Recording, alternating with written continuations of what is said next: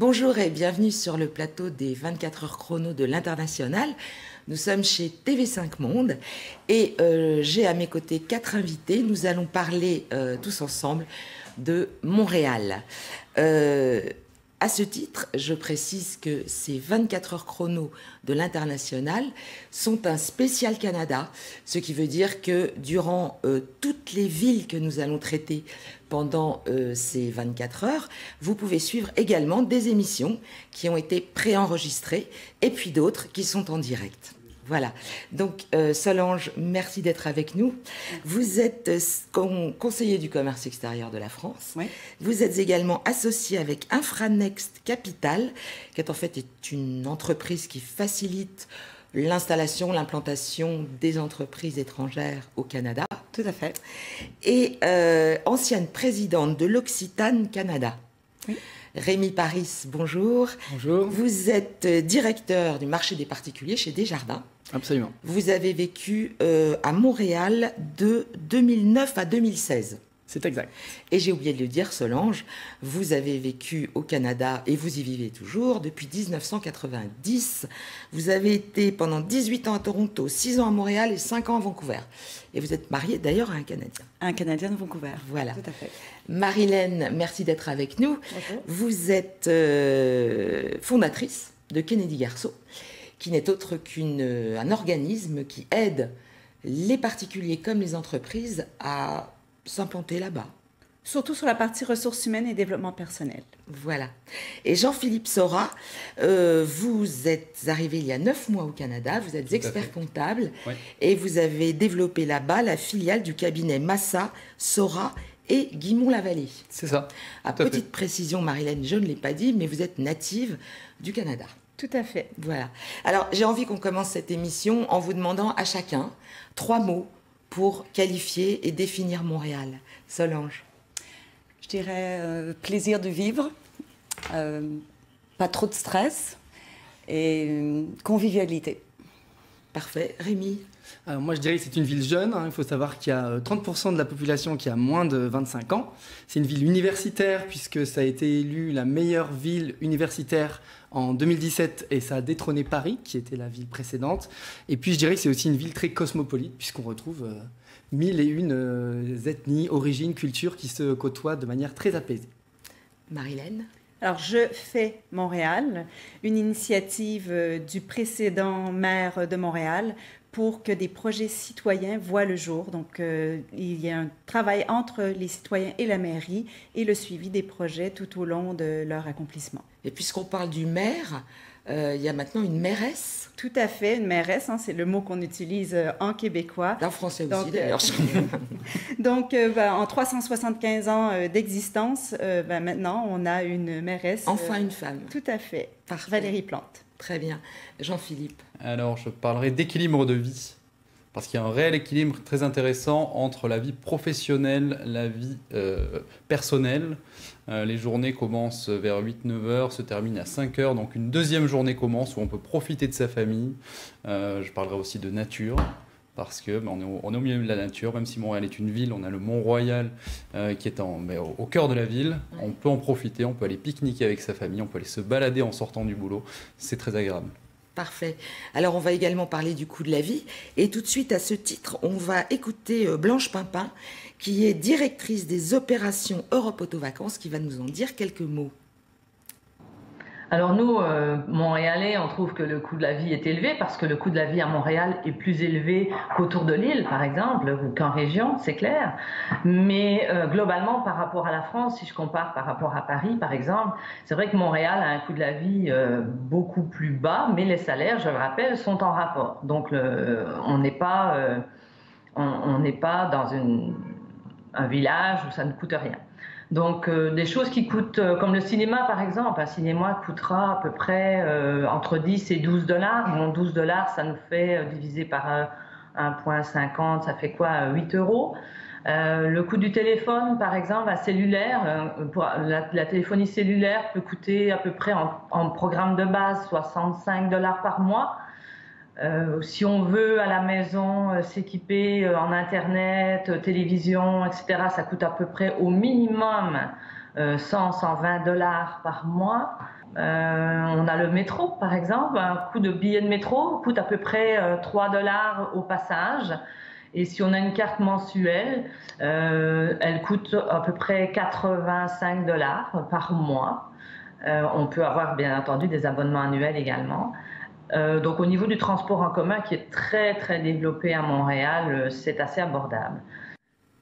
Alors, Jean-Philippe, vous qui êtes présent là-bas depuis 9 mois, qu'est-ce que c'est votre ressenti? Alors non, effectivement, comme disait Blanche, Montréal n'est pas donné. C'est vrai que quand on arrive, au début, on est habitué, on a des euros. Donc on a des économies en euros, on est avec nos salaires en euros. Les gens arrivent à Montréal, ils se disent « Ah mais super, c'est pas cher parce qu'on fait le taux. On fait la conversion, sauf qu'à Montréal, on est payé en dollars. On ne vit pas en euros. » Donc effectivement, comme le disait Blanche Pimpin, il faut mettre en rapport le coût de la vie immobilier, transport, téléphonie, avec les salaires qui sont versés. Et effectivement, à ce moment-là, la vie n'est pas forcément donnée. Ce qui vous a le plus surpris, vous, en termes de coût de vie? L'alimentaire. Donc la restauration, on est sur des prix qui sont, je dirais, presque beaucoup plus élevés. Comment ça s'explique? Même quand on consomme, enfin je dirais pas local, mais quand on évite le camembert et la baguette? Alors quand on consomme local, on trouve à Montréal des marchés. Je pense au marché Jean Talon parce qu'il n'est pas très loin de chez moi. À ce moment-là, non, on peut trouver des produits qui sont abordables. On va avoir des prix comparables à euro-dollar équivalent, attention, sans prendre en compte le taux de change, qui vont être à peu près comparables à ceux de Paris. Voilà. Sur les produits laitiers, on va être plus élevé. Et après, le vin. On est français, on aime boire du vin. Donc, si on ne se met pas à la bière, comme les Et en plus, les Québécois...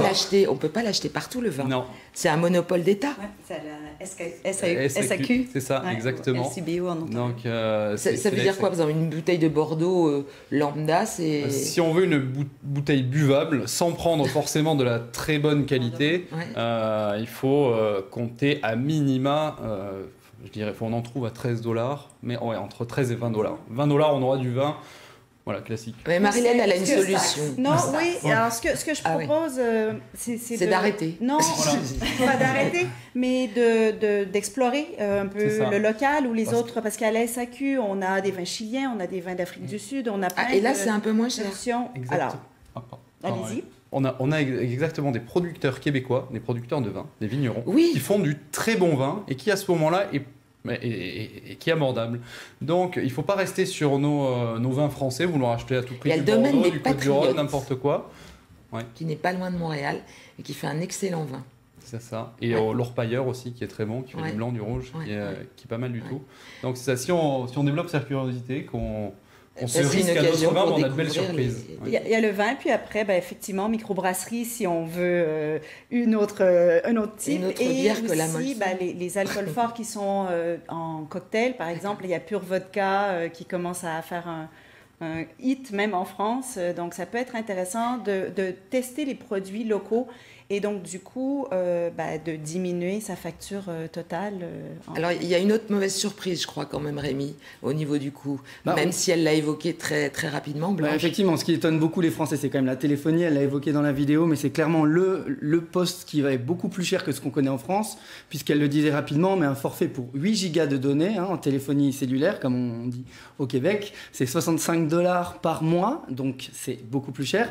Et quand on parle des box qu'on a à la maison, que ce soit Orange Free, pour ne pas faire de publicité, l'équivalent c'est autour de 100 $ par mois, ça peut être jusqu'à 120 $. Donc c'est vraiment un poste budgétaire qu'on ne connaît pas. Et quand on est une famille de 2, 3, 4 personnes, il faut multiplier les téléphones cellulaires par 4. Donc ça devient un poste budgétaire important. Mais c'est vrai que ça se compense un peu si on compare à Paris, mais peut-être pas à toutes les villes de France, par rapport à l'immobilier, qui on disait, et là est quand même vraiment moins cher. Là, alors, on a une diversité en fonction des quartiers, mais au global, le prix moyen de Montréal, c'est quand même moins élevé que ce qu'on pourrait connaître à Paris ou région parisienne. Alors en termes de logement, de toute manière, on aura le temps demain matin, puisqu'on a une émission qui est consacrée à ça, à l'immobilier au Canada. On va bien développer tout ce qui est logement. Un prix approximatif, si je veux louer, je suis jeune, je veux louer un studio à Montréal, je paye combien à peu près? Dans un quartier correct? 800. Ouais, dépendant 800, du quartier, ouais. si on va sur le, 800, dans les $800. Ouais. L'idée, c'est de privilégier la colocation. Ouais. C'est quelque chose qu'on fait beaucoup. Et puis, surtout les nouveaux arrivants, c'est une bonne façon, soit de faire colocation avec d'autres étrangers ou avec des locaux. Donc, la colocation, c'est vraiment une bonne façon économique également de s'intégrer à Montréal. Très bien. Alors, puisqu'on est à Montréal, on va parler un petit peu des quartiers, justement, et puis notamment des quartiers de prédilection des Français. Et à ce titre, on va écouter Noël Berthoud. Il est pharmacien à Montréal.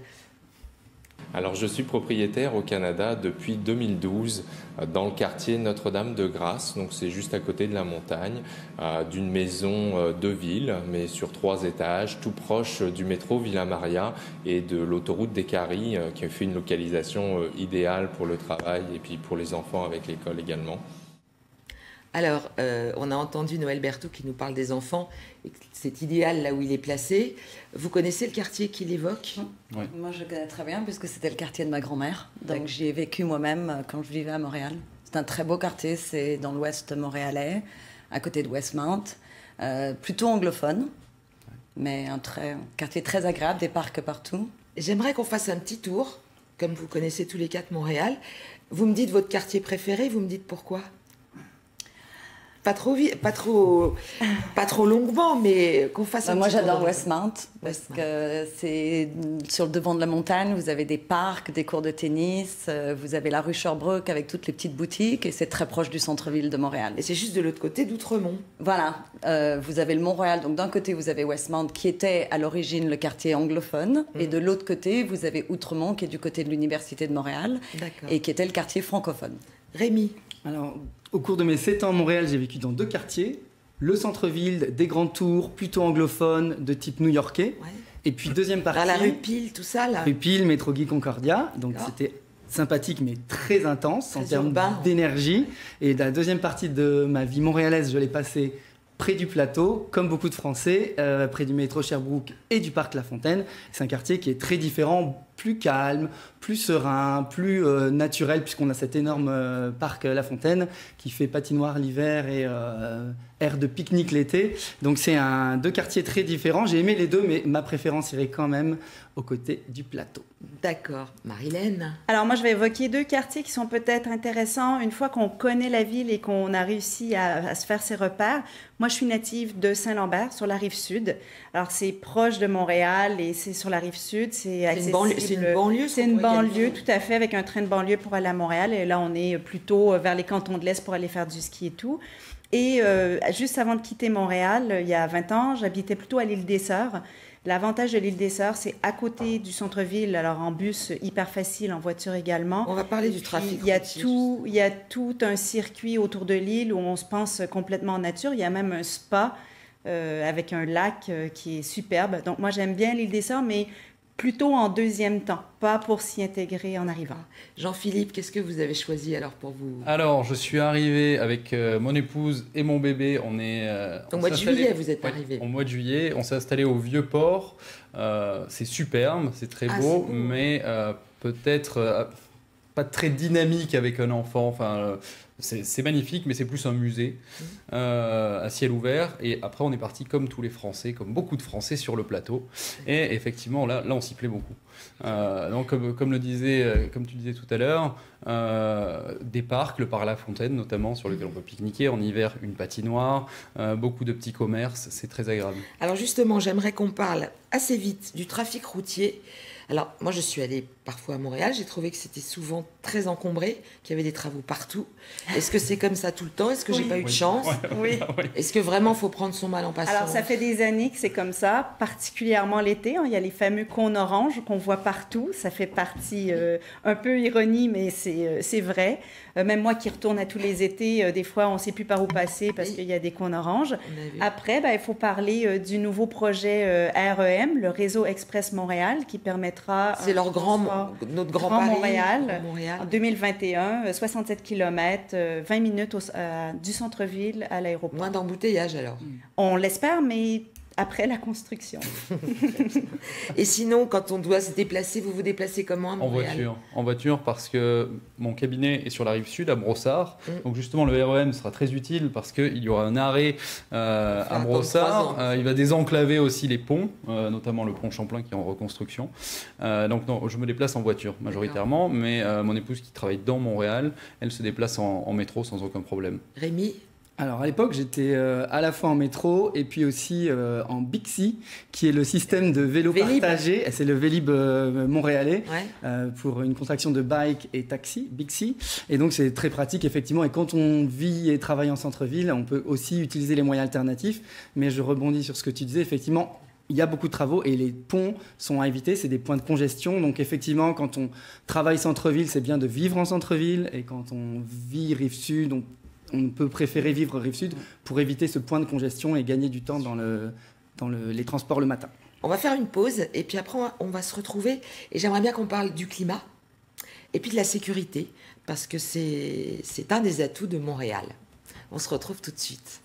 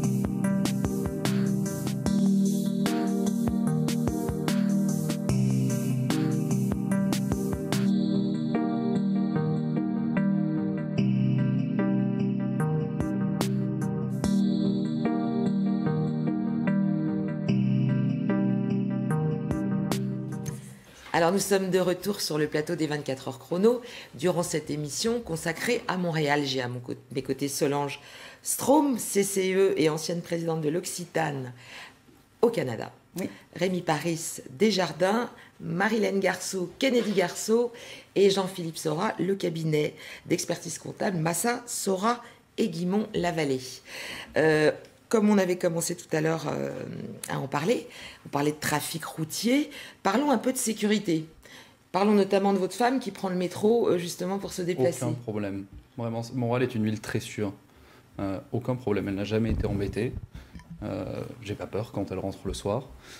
Non, c'est très sûr. Il m'est arrivé de laisser ma voiture plusieurs fois ouverte la nuit, il ne s'est jamais rien passé avec les affaires de mon bébé, la poussette, des choses comme ça. Et c'est une histoire de mentalité, pas tellement de présence policière. Oui, je pense que c'est une mentalité. Après, Montréal n'est plus ce que ça a été, ce que c'était avant. Il y a 40 ans, vous laissiez vos portes de maison ouvertes toute la journée pendant que vous alliez au bureau. C'est plus comme ça maintenant. Mais par rapport à ça, bon, heureusement personne ne sait où j'habite, mais j'ai une porte vitrée dans ma chambre et on peut y accéder depuis la rue. Elle n'est jamais fermée à clé. Et pour l'instant, c'est pas fait cambrioler. Espérons que ça n'arrivera pas. Donc, vous pouvez par contre avoir une amende, donc un PV, mais on dit amende au Canada. Si vos portes de voiture sont pas verrouillées et qu'un agent passe, vous pouvez. Et si on ne traverse pas sur les clous, sur les clous, oui. Ça faut le savoir. Oui, ça on peut avoir une amende de passant indiscipliné français en général. Donc, pour renforcer sur le point de la sécurité, il faut savoir qu'il y a un programme à Montréal. Quand vous prenez le bus, quand une femme prend le bus tard, et qu'il est plus pratique pour elle de descendre entre deux arrêts, elle peut demander au chauffeur et il doit s'arrêter entre les deux arrêts pour être plus proche de chez elle et qu'elle ait moins à marcher dans les rues. Donc c'est courtois et c'est vraiment dans les mœurs. Alors ça ne veut pas dire que c'est une ville peu sécuritaire, mais c'est le genre de petits arrangements qui sont mis en place pour les élèves. Le voisinage. Je vais faire une transition hasardeuse, mais c'est peut-être quand il fait froid l'hiver. Oui, c'est vrai. Parce que, et ça c'est vrai parce que si on parle de météo, effectivement, on le sait tous que Montréal est froid. En termes de statistiques, si on regarde en moyenne, les températures ne sont pas tellement différentes. En moyenne, on a 8 à l'année longue, comme on dit en québécois, à Montréal et 12 à Paris. En revanche, chez l'hiver, que le bas blesse. L'été, les maximums sont à peu près les mêmes, mais en hiver, on descend à moins 15. Thermomètre, et ça peut aller à moins 20, moins 30 ressentis, et alors qu'à Paris, on le sait, on est autour des 3 degrés. Sauf cet hiver, on a sauf cet hiver. Donc c'est vrai que le plus intriguant, le plus surprenant pour un Français, c'est l'hiver. Mais comme on le dit souvent, l'hiver, il suffit de s'habiller avec la technique dite de l'oignon, où il vaut mieux cumuler plusieurs couches de vêtements plutôt qu'acheter une énorme doudoune dont on ne sait pas quoi faire quand on se retrouve dans le métro. Et les Canadiens disent on doit rentrer dans l'hiver.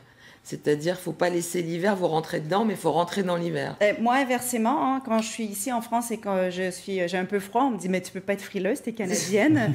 Eh bien, l'humidité ici rentre dans mes os et me rend beaucoup plus inconfortable. Donc, je prends le même manteau que je porte à -5 au Canada, je le porte ici à 2 degrés et j'ai froid. Vous vous adaptez, Jean-Philippe? Complètement, parce qu'effectivement, c'est beaucoup moins humide. Parce que c'est votre premier hiver, là. Oui. Bon, là, c'est le premier hiver, mais bon, qui touche à sa fin. Pas trop, non? En avril, on ne se découvre pas de fil. C'est en mai que c'est l'hiver. Il touche à sa fin, oui, c'est sûr. Il nous reste un mois ou deux, là, mais on en a fait plus de la moitié, parce qu'il a commencé assez tôt. C'est un froid sec. Donc, effectivement, on a beaucoup moins froid. Ouais. Et surtout, il ne faut pas avoir peur de l'hiver. Il faut sortir, il faut profiter, il y a énormément d'activités hivernales qu'on ne connaît pas en tant que Français, parce qu'on n'a pas ce climat-là, et qui sont super. On peut s'amuser entre amis, même avec notre bébé. À -30, on sortait, il était bien couvert, bien sûr. Oui, mais on sortait, ça ne nous empêchait pas de continuer notre vie classique. D'accord. Bon, donc, démarche d'installation. Alors, puisqu'on parle des petits-enfants, en termes de scolarisation, il existe, vous m'avez dit Solange, des écoles publiques qui sont donc gratuites. Ça, je vous parlais de Toronto. Et il y en a à Montréal, des écoles gratuites et publiques. Oui, les écoles publiques sont gratuites, oui, tout à fait. Oui. Je pense que ce qui est important, c'est de se dire, est-ce que je viens pour quelques années ou est-ce que je m'installe à long terme? Quel statut d'immigration j'ai pour savoir si je mets mes enfants ou si je peux mettre mes enfants dans le système anglophone. Des fois, il y a des personnes qui veulent profiter de l'arrivée pour mettre les enfants dans le système anglophone. Il est certain que si on pense qu'on va repartir vers un autre pays et tout, le système français ou international peut être bénéfique. Mais vous le voyez, j'ai réussi, moi, à faire une partie de ma carrière au Canada et puis en France. Le système scolaire montréalais est très, très bon et offre parfois des solutions alternatives pour ceux qui ont des modes d'apprentissage différents. D'accord. On a besoin d'ouvrir un compte en banque quand on arrive au Canada et plus spécifiquement à Montréal, puisqu'on est sur cette émission. Oui, alors il faut savoir quand même qu'au global, les démarches administratives au Canada en général, à Montréal en particulier, sont beaucoup plus simples que ce qu'on peut connaître en France. Donc il faut savoir qu'on peut anticiper quand même des choses avant de partir, puisqu'on peut ouvrir son compte à distance avec certaines institutions. Ce que vous avez fait? Non, je l'ai ouvert en arrivant, mais c'est c'est très rapide. C'est très rapide, même si vous arrivez sur place, vous pouvez le faire sur place. On peut aussi s'inscrire, si on y a droit, à la Régie d'assurance maladie du Québec. On peut convertir son permis français en permis québécois de manière très simple aussi. Donc tout est facilité. Et par contre, effectivement, on incite quand même les gens à préparer avant de partir, à éventuellement collecter les relevés de notes qu'ils avaient en France, parce que ça peut servir pour convertir son diplôme français en diplôme québécois. On peut aussi garder son historique d'assurance qui pourra permettre de bénéficier de remises dans certaines compagnies. On peut aussi garder tous ces documents effectivement officiels avant de partir, puisqu'il est plus facile de les collecter quand on est en France qu'une fois sur place. Ouais, mais au global, il faut retenir, c'est que il est assez simple de faire ces démarches. La première, on le dit assez, mais la première, quand on arrive, c'est récupérer son numéro d'assurance sociale. C'est le fameux NSA NAS, qui est dans tous les points de service Canada. NSA, c'est autre chose. Marie-Hélène, le conjoint. Alors, est-ce que votre femme travaille, Jean? Oui. Ah, donc, elle a trouvé un job là-bas? Elle a trouvé très rapidement. Ouais. Alors, Marie-Hélène. Le conjoint, il faut s'en occuper. Et moi, je dis souvent, projet commun, projet chacun. Donc, il ne faut pas hésiter que le conjoint, même s'il s'occupe ou elle s'occupe de la logistique, il faut réfléchir à qu'est-ce que j'ai envie de faire, comment j'ai envie de le faire. Et là, on ne rentrera pas dans le réseautage, parce que c'est quand même la clé. Mais même avant de partir, il y a des réseaux de Canadiens, de Québécois en France. Comment apprendre son marché ou comment établir des premiers contacts, ne serait-ce que sur les choses qu'on aime ou les activités qu'on veut faire avec Elle a trouvé facilement, votre épouse? Oui, elle a trouvé facilement, parce que aussi le conjoint, ce qui est important pour l'intégration quand on cherche du boulot, dépendant du type d'emploi. Montréal est une ville bilingue, on a du français et de l'anglais. Donc si on parle les deux langues, ça facilite quand même, je ne sais pas ce que tu en penses, mais ça facilite l'intégration sur le marché du travail. Il faut le savoir, il y a des Montréalais qui ne parlent pas anglais et il y a des Montréalais qui ne parlent pas français. Je sais que vous allez aborder en profondeur ce sujet tout à l'heure, à 17h30 exactement. Quand on sera dans l'émission sur l'interculturel. Et effectivement, c'est une erreur de penser que parce qu'on parle français, tout va très bien se passer à Montréal. La valeur ajoutée, de toute façon, du bilinguisme est vraiment quelque chose à mettre en avant. Très bien. On va faire une pause et puis tout de suite après, on va parler du business. Quels sont les avantages et quels sont les inconvénients d'installer son business à Montréal ?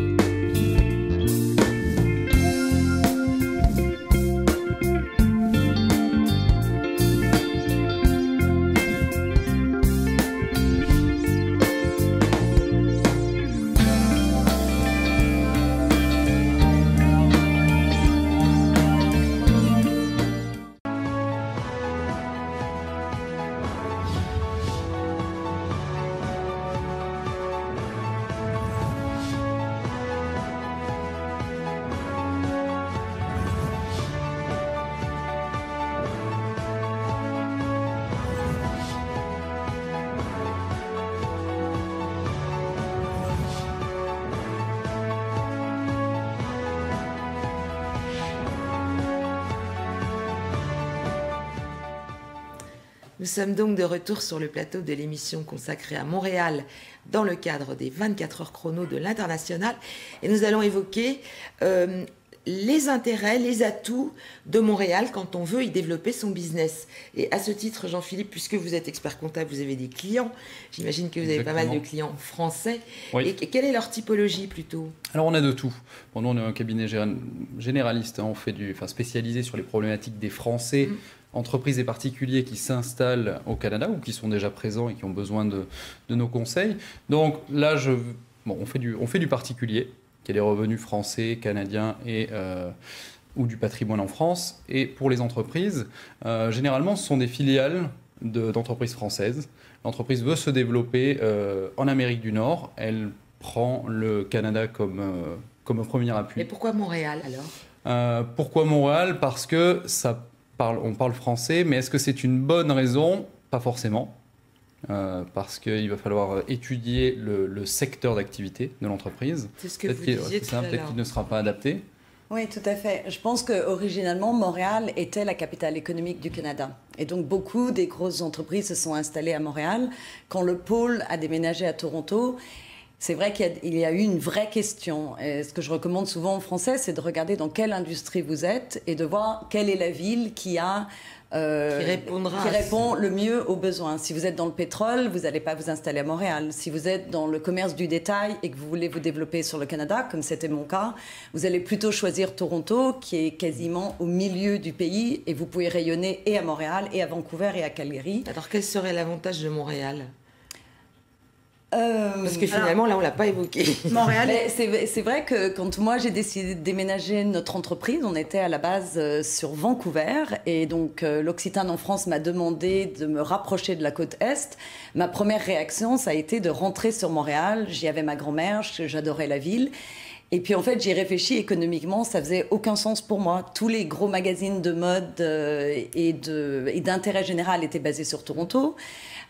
Toronto était la capitale financière, donc on avait toutes les levées de fonds, les bons financements. Et donc, à la dernière minute, on a déménagé à Toronto, ce qui a été une très bonne décision pour nous, puisqu'on avait des boutiques et à Calgary et à Vancouver et sur la côte Est. Mais là, il faut qu'on parle de Montréal. Oui, alors Montréal est une ville très dynamique. Montréal International brille à l'international pour venir chercher des investisseurs et des entreprises. Il ne faut pas négliger, on parlait de ville universitaire, Montréal International a également un programme de rétention des étudiants étrangers, mais juste aussi localement, les ressources sont qualifiées, sont bien diplômées, ont de l'expérience. Ah, voilà. Donc ça c'est un atout. Tout à fait. Au niveau du... Donc, c'est important aussi, là, je prends ma casquette recruteur, c'est important lorsqu'on cherche son marché, de s'assurer également qu'il n'y aura pas potentiellement un problème de main-d'œuvre, si on est sur les métiers en demande ou des choses comme ça. Et Rémi, parmi vos clients, qu'est-ce que vous aviez dénoté, vous, comme secteur d'activité c'est vraiment présent? Alors, c'est tout secteur.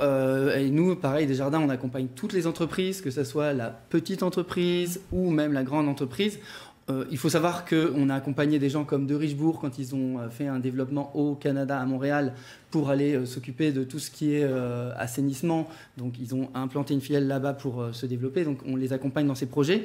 Ce qu'il faut savoir, c'est qu'à Montréal, il y a aussi des GRAP. Ce qu'on appelle des GRAP, ce sont des ensembles structurés à la fois de fonds de recherche, d'entreprises, de centres de formation autour d'une industrie. Genre de pépinière. Une genre de pépinière. Il y en a dans le domaine de l'aéronautique. Il y en a une qui est très connue maintenant, c'est celle autour des jeux vidéo, puisque beaucoup d'entreprises gravitent autour de ce secteur, comme Ubisoft.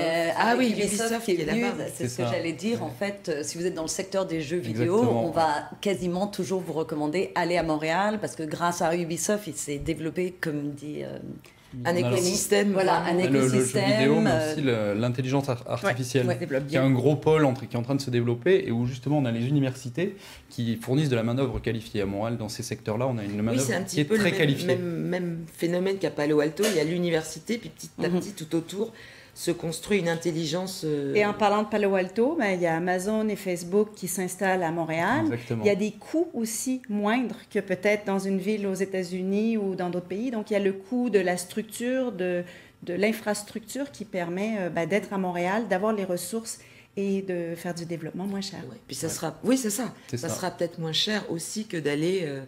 à Toronto ou... généralement, ils vont à Waterloo, qui coûte beaucoup plus cher, beaucoup moins cher que Toronto. Effectivement. Non, mais c'est tout à fait ça. Il faut aussi regarder quels sont... Donc, c'est un atout, ça, à Montréal. C'est de la main-d'œuvre qualifiée, peut-être moins cher qu'ailleurs. Et puis, pour certains domaines d'activité, comme les jeux vidéo... L'aéronautique.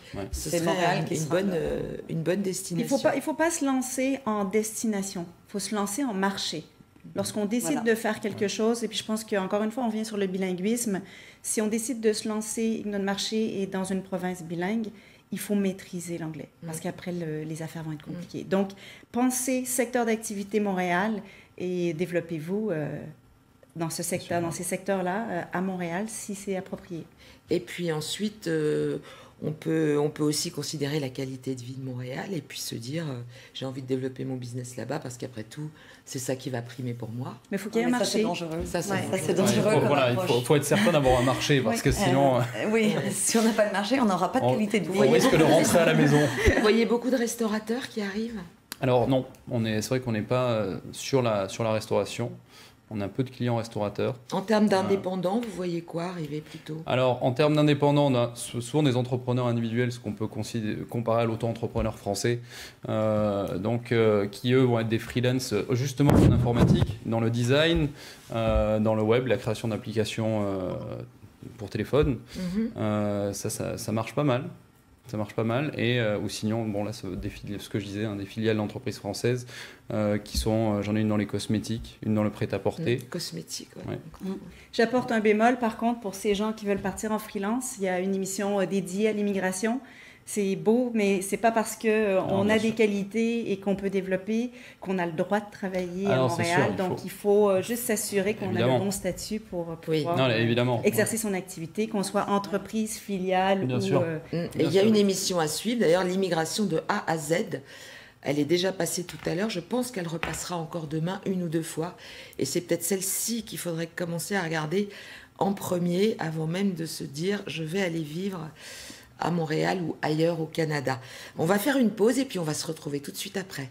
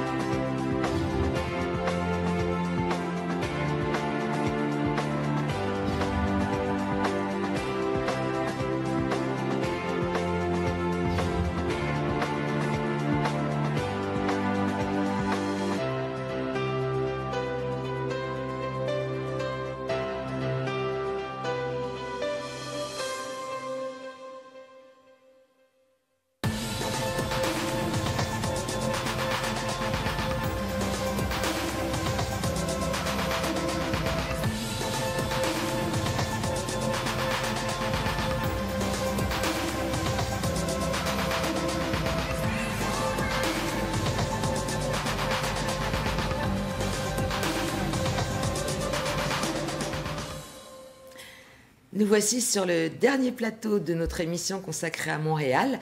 Alors, une émission que j'aimerais qu'on termine en vous laissant la parole à tous les quatre, l'un après l'autre. J'aimerais que vous donniez à ces gens qui nous regardent et qui ont peut-être envie de partir vivre à Montréal un conseil. Alors, se préparer. Se préparer d'un point de vue personnel, parce que l'expatriation, c'est beau, on a trouvé un boulot à Montréal, c'est bien, on est très content, c'est l'aventure, mais c'est pas si facile que ça. Et aussi, je rebondis sur ce que disait Rémi tout à l'heure, préparer des documents. Parce que quand on arrive à Montréal, ou au Canada en général, en tant que résident permanent, on doit, à l'arrivée, déposer une déclaration de patrimoine. Donc si on a un patrimoine français, il faut avoir les évaluations de son patrimoine français. On arrive et là, on peut déposer notre déclaration. Parce que ça servira, si on rentre en France, à faire ce qu'ils appellent une disposition réputée de ces biens et une plus-value sera calculée, même si les biens n'ont jamais été vendus. C'est l'expert comptable qui parle. Sera à payer. Là, c'est l'expert comptable qui parle, mais c'est important parce que sinon, on se retrouve avec des personnes qui sont là, qui n'étaient pas au courant de ce point-là.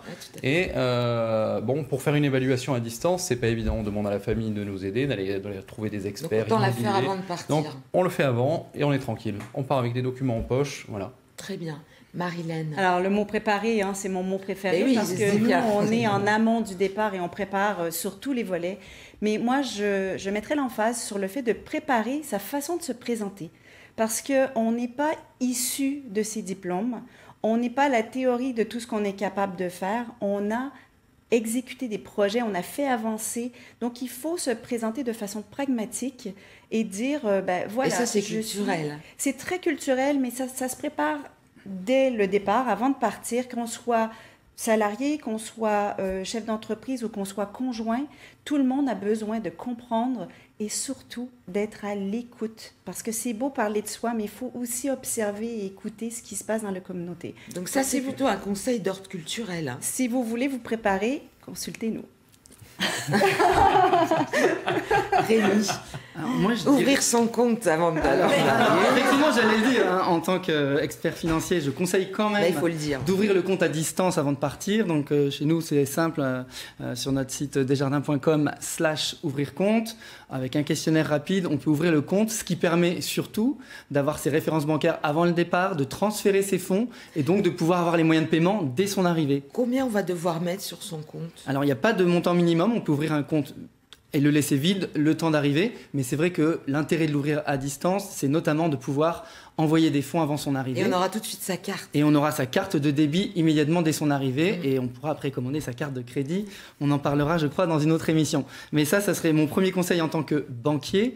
Mon deuxième conseil, ça serait quand même, pour rebondir un peu, en termes d'attitude, oublier un peu le côté français qui a tout vu, qui sait tout, un peu arrogant, parce que au Canada, il faut effectivement être ouvert à l'écoute et c'est peut-être là le biais culturel qui peut nous jouer des tours quand on arrive à Montréal. Très bien.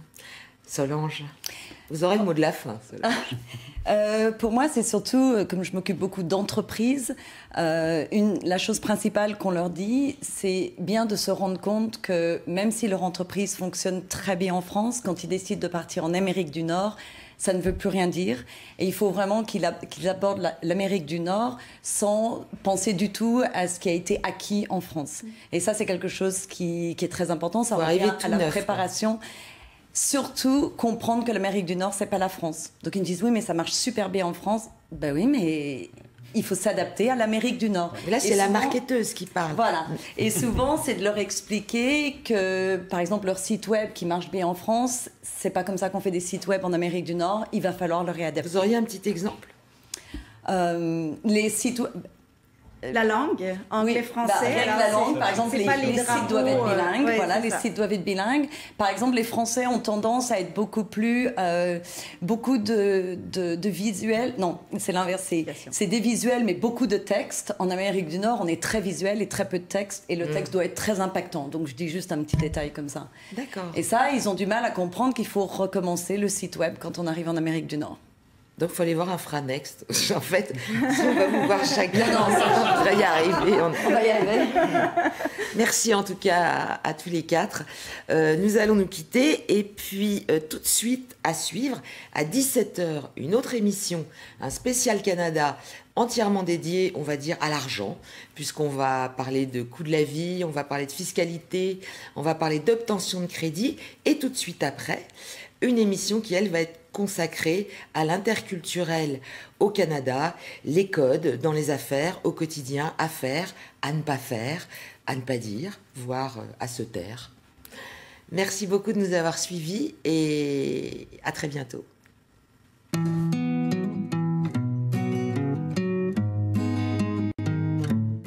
I am 4, I can read and I can write. C'est 4 ans, je sais lire et je sais écrire.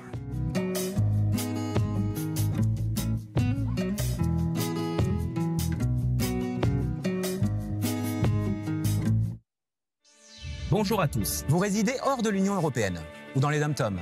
Alors découvrez l'expérience Renault Eurodrive de transit temporaire. Vous savez, les plaques rouges. Pour commander et réserver votre véhicule, 2 possibilités s'offrent à vous. Vous pouvez le commander auprès d'un agent local ou le réserver en ligne sur notre site internet.